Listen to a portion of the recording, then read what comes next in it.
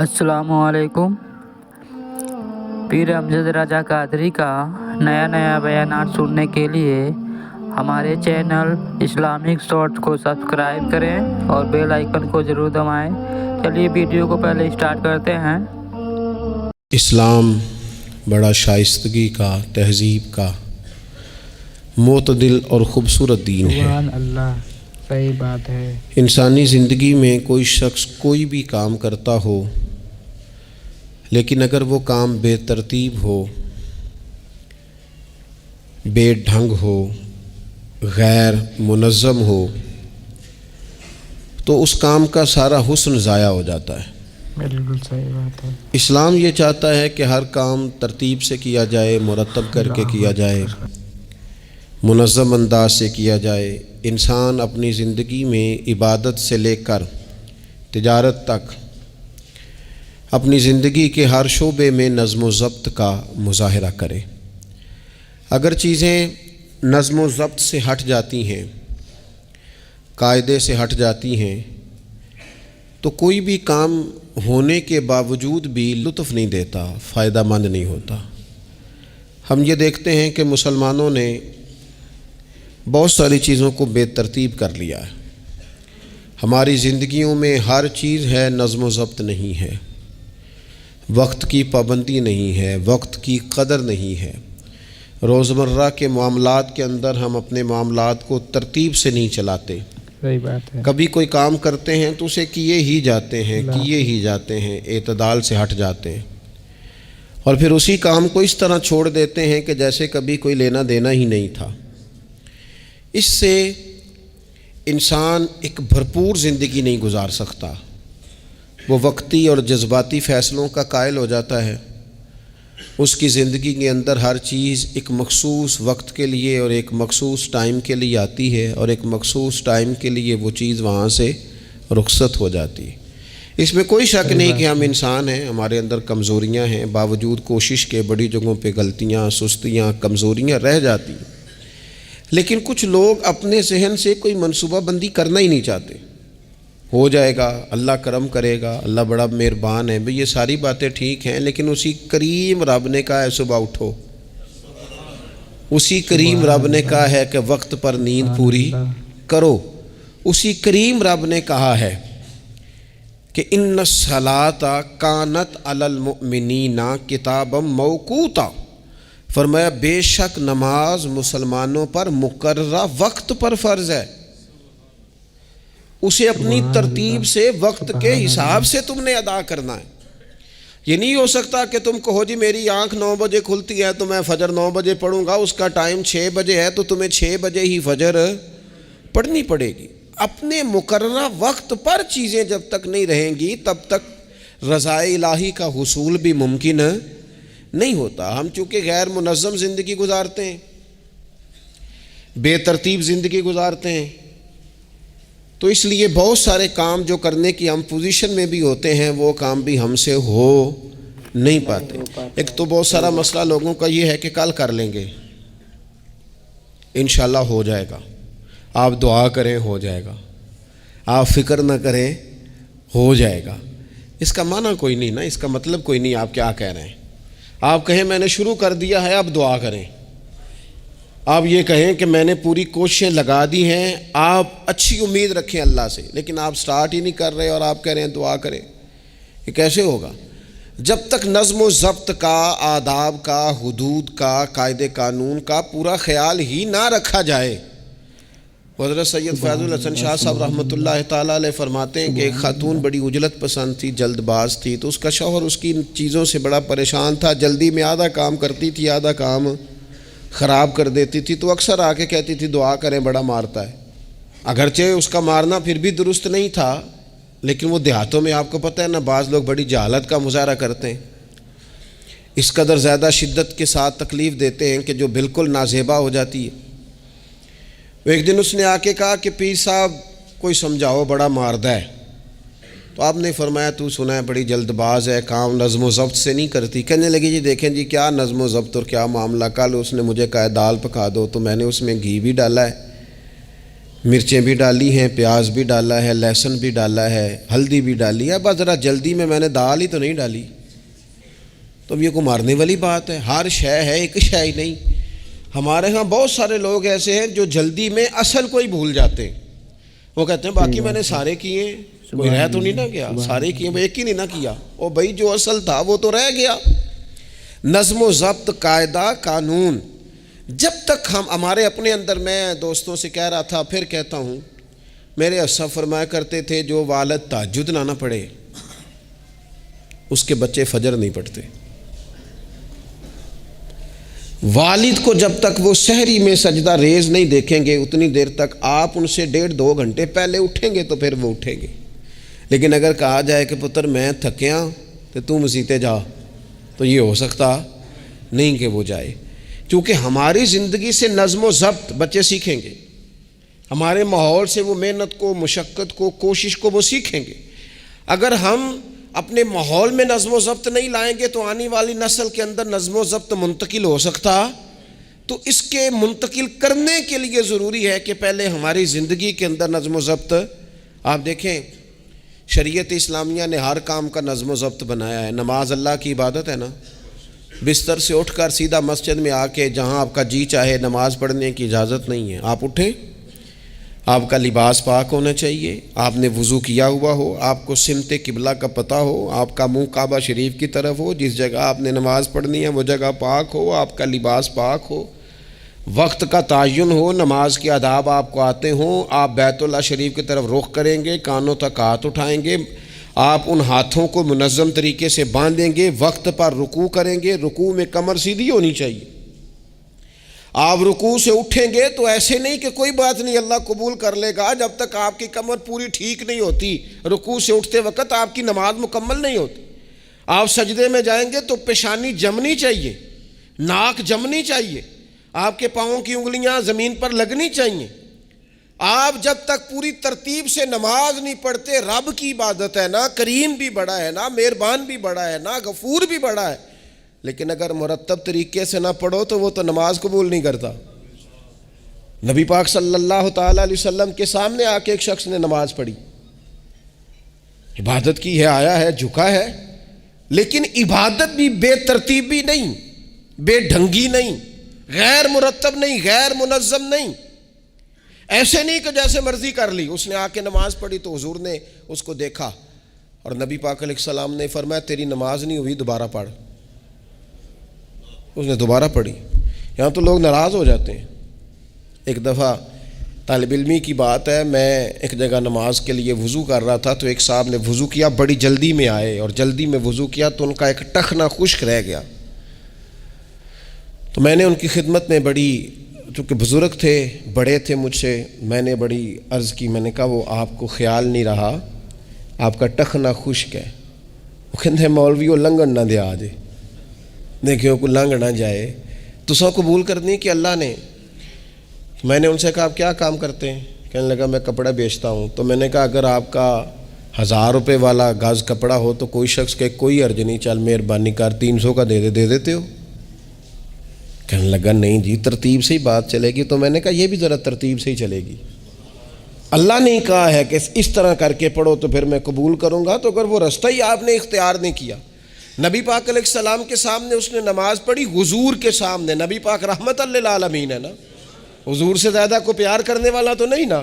نبی پاک نے تو نہیں فرمایا چل میرے سامنے پڑھی ہے تیری قبول ہی قبول ہے، حضور نے فرمایا تیری نماز نہیں ہوئی، دوبارہ پڑھ۔ اس نے دوبارہ پڑھی، حضور نے فرمایا تیری نماز نہیں ہوئی، دوبارہ پڑھ۔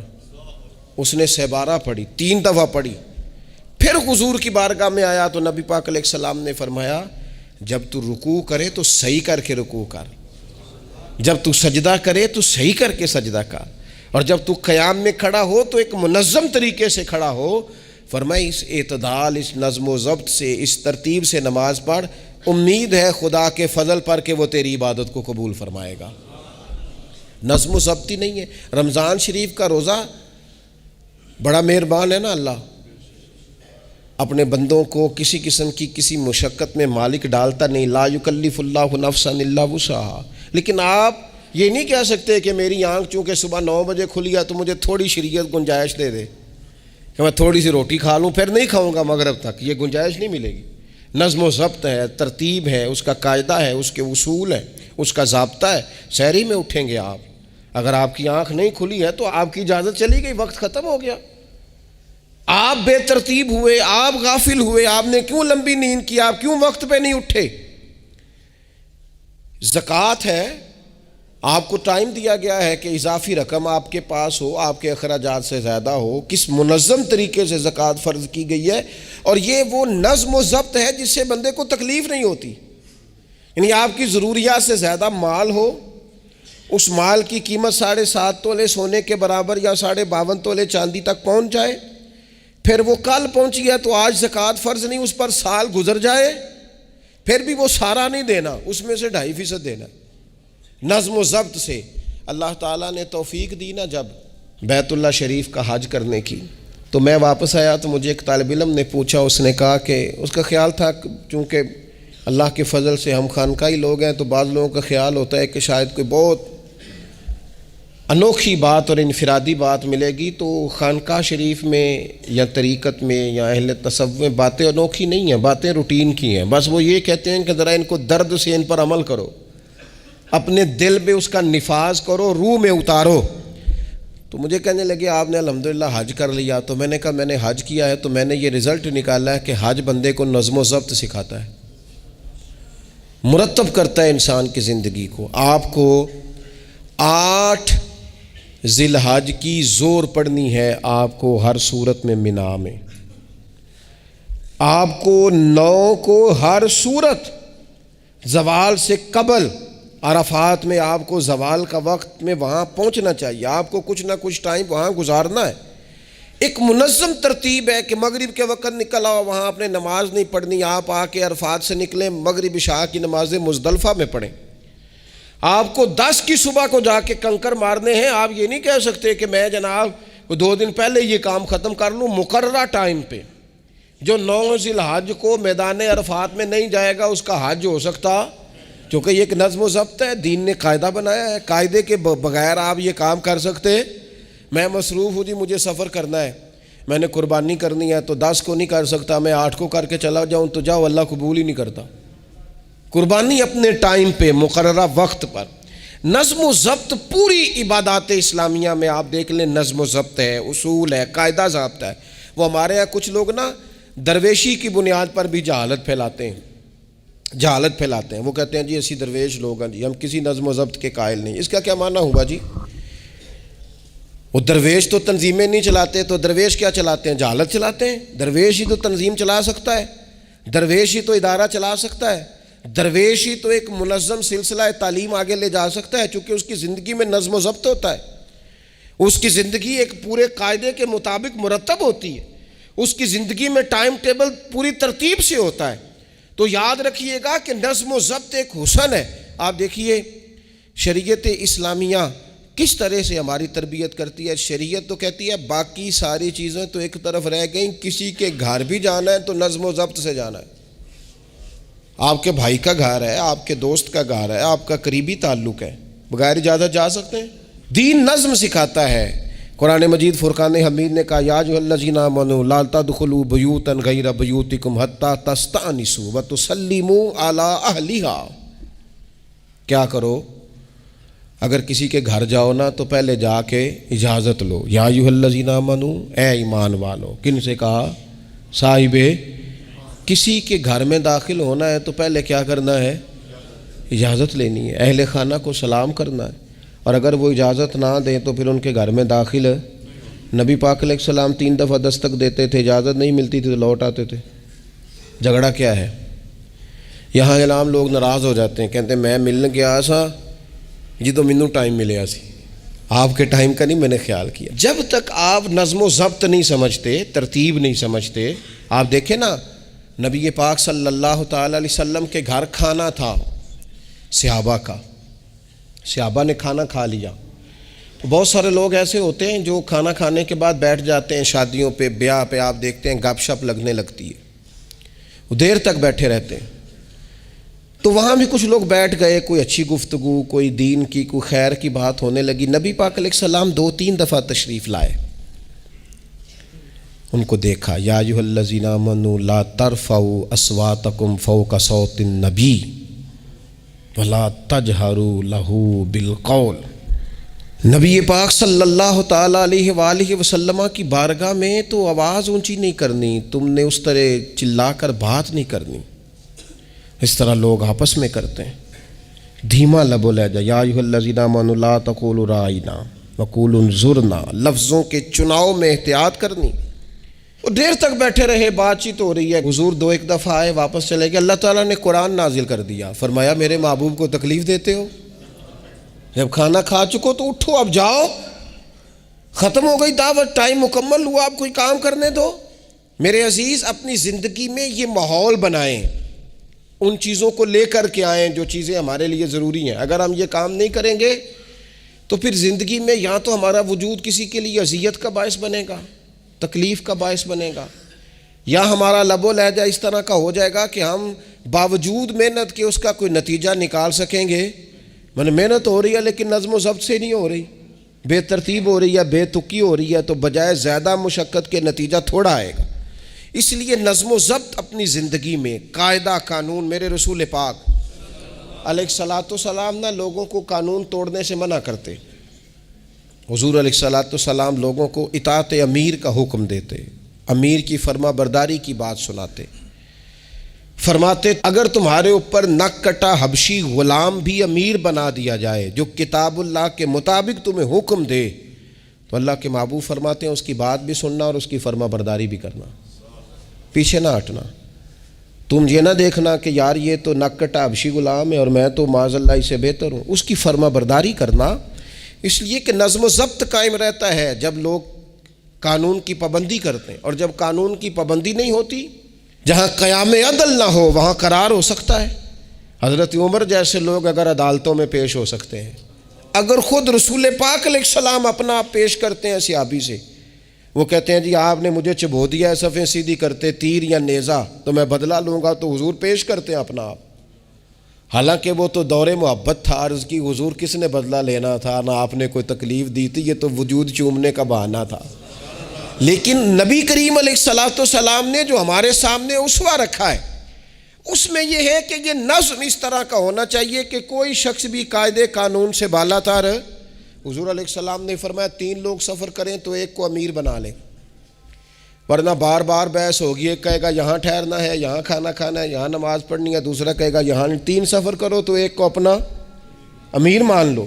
نظم و ضبط سے زندگی گزارو، مرتب کر کے زندگی۔ ہمارے ہاں یہ ہوتا ہے کہ نظم و ضبط نہیں ہوتا، ہمیں اپنے کام سے زیادہ نا دوسروں کے کام کا پتہ ہوتا ہے، اپنے مدرسے سے زیادہ دوسرے مدرسے کا پتہ ہوتا ہے، اپنے کالج سے زیادہ دوسرے کالج کی معلومات ہوتی ہے۔ ہم کیا کرتے ہیں، ہم اپنے کام سے زیادہ دوسرے کے کام میں ٹانگ اڑاتے ہیں، نظم و ضبط گڑبڑ ہو جاتا ہے، ایک دوسرے کے کام میں مداخلت کرتے ہیں۔ اپنا کام مرتب طریقے سے کیا جائے، جس نظم میں جس جگہ ہمیں ڈیوٹی دی گئی ہے ہم اس ڈیوٹی کے پابند ہیں، ہم اس کو پورے غور سے کریں، پوری توجہ سے کریں، پورے انہماک کے ساتھ کریں۔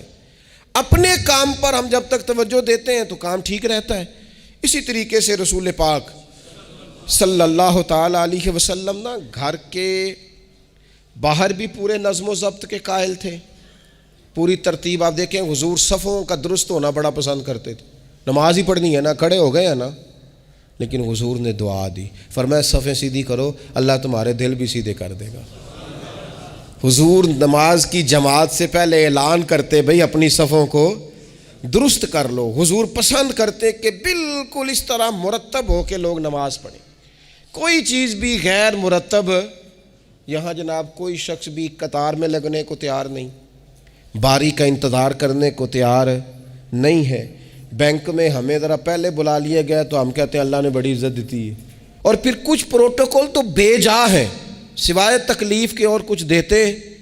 میں نے جنازوں پہ دیکھا ہے، کسی عالم کا جنازہ پڑھا ہے، کسی بڑے آدمی کا، تو وہاں 15 لوگ ہوتے ہیں ٹوٹل جو جنازہ نہیں پڑھنے دیتے، وہ گھسے ہوتے ہیں آگے، میں نے چہرہ دیکھنا ہے، میں نے اگلی صف میں کھڑے ہونا ہے۔ یہی حال محافل میں ہوتا ہے۔ نظم و ضبط پیدا کریں، کسی چیز کو بے ترتیب نہ کریں، کوئی کام بھی بے ڈھنگا نہ ہو۔ نبی اکرم صلی اللہ تعالیٰ علیہ وسلم کی مجلس مبارک میں جب کوئی شخص آتا تھا نا تو حضرت ابو بکر صدیق اسے سائڈ پہ لے جاتے تو کہتے تھے تمہیں پتہ ہے اللہ کا قرآن کہتا ہے حضور کے سامنے آواز اونچی نہیں کرنی. اسے پہلے آداب مجلس سکھاتے تھے، نظم و ضبط سکھاتے تھے، حضور کی بارگاہ میں حاضری کا طریقہ سکھاتے تھے، پھر نبی پاک صلی اللہ تعالیٰ علیہ وسلم کی بارگاہ میں پیش کرتے تھے. ہمارے بے صبرے ہو جانے کی بڑی وجہ بھی یہ ہے کہ نظم و ضبط نہیں، ہمارے جلد باز ہو جانے کی وجہ یہ ہے کہ نظم و ضبط نہیں، ہماری طبیعت جو بہت زیادہ ڈسٹرب ہو جاتی ہے، ذہنی الجھاؤ پیدا ہوتا ہے، اس کی وجہ بھی یہ ہے کہ نظم و ضبط نہیں ہے. ہم بعض چیزوں میں اتنے زیادہ تلخ ہو جاتے ہیں اور تلخی کی وجہ سے یہ بنتی ہے کہ مزاج میں کوئی نظم و ضبط، کسی باری کا انتظار نہیں، کوئی ٹھہراؤ نہیں، کوئی گنجائش نہیں. ماحول میں نظم و ضبط پیدا کریں، زندگی میں نظم و ضبط پیدا کریں، اپنے بچوں میں نظم و ضبط لائیں، اپنے اداروں کے اندر نظم و ضبط پیدا کریں، اور پھر حوصلہ رکھیں، ہمت رکھیں، تحمل مزاجی پیدا کریں.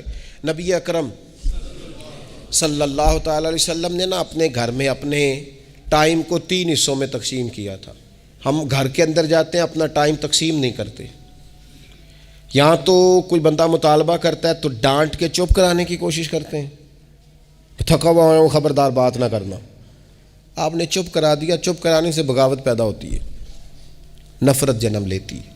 یہاں چپ کرا دیتے ہیں، یا اگر ہم کوئی بات کرتے ہیں تو وہ کوشش کرتے ہیں کہ اس وقت جان چھوٹے، یہ دن گزرے کل دیکھیں گے.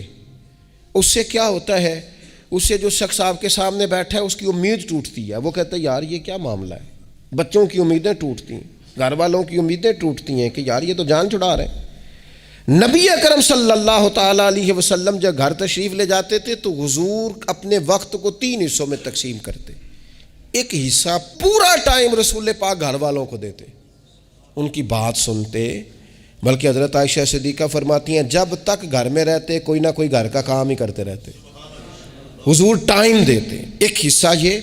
دوسرا حصہ ٹائم کا نبی پاک صلی اللہ تعالیٰ علیہ وسلم نے آرام کے لیے رکھا ہوا تھا. حضور آرام کرتے، لیٹتے، باقاعدہ حضور علیہ الصلاۃ والسلام اپنے وجود اطہر کو بستر کے اوپر رکھتے، آرام فرما ہوتے، صحیح معنوں میں آرام کرتے.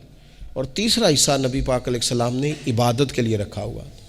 گھر والوں کا کام کاج کیا، عشاء ہوئی، آرام کیا، پھر تہجد کا ٹائم ہوا تو حضور عبادت کے لیے اٹھ کے کھڑے ہو گئے. یہ گھر کے اندر، مسجد میں نہیں. مسجد کا تو جو عبادت کا ماحول ہے نماز کا وہ الگ ہے. گھر کے اندر اس بات کو اچھی طرح سمجھ لیں کہ گھر کے اندر جب آپ جائیں، اب تو بڑوں کی شکایتیں آنے لگی ہیں، پہلے بچوں کی آتی تھیں. اب تو 50 سال کے آدمی کی شکایت آتی ہے کہ گھر آتے ہی موبائل کھول لیتا ہے، ادھر ادھر دیکھتا ہی نہیں، کوئی سنتا ہی نہیں. اس طرح تو ہمارے اپنے ہم سے ٹوٹ جائیں گے، بکھر جائیں گے. ہمارے بچے خدا جانے کیا سوچنے لگیں گے، کسی اور سمت نکل جائیں گے. وہ جن کو ہماری باتوں کی، ہماری شفقتوں کی، ہمارے پیار کی، وہ جس پوتے کو، جس چھوٹے بیٹے کو دادا کے والد کے کندھوں پر کھیلنے کی چاہت ہے، وہ تو اس سے محروم رہ جائے گا. ہمیں وقت دینا ہے، ان کو ٹائم دینا ہے، اس ٹائم کو مرتب کرنا ہے. نبی اکرم سید عالم صلی اللہ تعالیٰ علیہ وآلہ وسلم حتیٰ کہ میدان جنگ میں بھی حضور چیزوں کو مرتب کرتے. عرب کے لوگ جب جنگ کرتے تھے نا تو وہ سمجھتے تھے اسلحہ بڑا ہے، طاقت بڑی ہے، ہم نے کر لینا جو ہمارے جی میں آنا ہے. حضور کا طریقہ مبارکہ یہ تھا کہ جنگ میں بھی نظم و ضبط. حضور فرماتے قریب دشمن آ جائے تو طاق پہ بلا وجہ تیر نہ چلانا، وہ بالکل سامنے جب تمہیں نظر آ جائے، تمہیں نشانہ سمجھ میں آئے تب تیر چلانا. کئی دفعہ فرمایا صرف پتھر کا استعمال کرنا. حضور علیہ الصلاۃ والسلام لوگوں کو کہتے کہ تم نے یہاں پہاڑ کے چوٹی پہ کھڑے رہنا ہے، تم نے جنگ ہی نہیں لڑنی. تم یہاں ہراول دستے کے طور پر پشت پہ کھڑے رہو، جب تک میں تمہیں حکم نہ دوں تم نے یہاں سے ہٹنا نہیں ہے. این جنگ کے موقع پر بھی رسول پاک صلی اللہ علیہ وسلم نظم و ضبط کا مظاہرہ کرتے، ترتیب مقرر کرتے. آپ یقین کریں جن اداروں کے اندر نظم و ضبط ہے، جن کے اندر اصول ہے، جن کے اندر قاعدے ہیں، وہ اپنی پیشہ وارانہ کام سے کبھی بھی پیچھے نہیں ہٹتے. اور جہاں یہ کام نہیں ہوتا وہاں بڑی ساری چیزیں نقصان کا شکار ہوتی. این حالت جنگ میں بھی نبی اکرم نور مجسم صلی اللہ تعالیٰ علیہ وسلم نظم و ضبط کا خیال کرتے. یہ جنگ احد میں نقصان ہوا تھا نا وقتی طور پر، اس کی وجہ بھی یہ بنی تھی کہ حضور نے جن صحابہ سے کہا ہٹنا نہ، ان سے اجتہادی خطا ہو گئی، انہوں نے سمجھ لیا کہ جنگ تو ختم ہو گئی ہے، وہ ہٹ گئے، ان کے ہٹنے سے نقصان ہوا، 70 لوگ شہید ہو گئے۔ اگر وہ نظم قائم رہتا جہاں حضور نے کھڑا کیا تھا تو کبھی یہ کام نبی پاک صلی اللہ تعالیٰ علیہ وآلہ وسلم نا اجتماعیت کی بات کرتے تھے، مل کے رہنے۔ اختلاف رائے ہو جاتا ہے، لیکن ہمارے ہاں لوگ پتہ کیا کرتے ہیں، اندر رہ کے اختلاف نہیں کرتے، چھوڑ کے جا کے اختلاف کرتے ہیں۔ یہ مخلص نہ ہونے کی علامت ہے۔ جو لوگ مخلص ہوتے ہیں وہ اندر رہ کے رائے کے اختلاف کرتے ہیں، وہ کہتے ہیں یار میں چھوڑ کے تو نہیں نہ جا سکتا، میں ادھر ہی رہوں گا، جو کمزوریاں ہیں جو غلطیاں ہیں ان کو ہائی لائٹ کروں گا، رہوں گا۔ اسی لیے نبی پاک علیہ السلام کے صحابہ مختلف قسم کے مشورے دیتے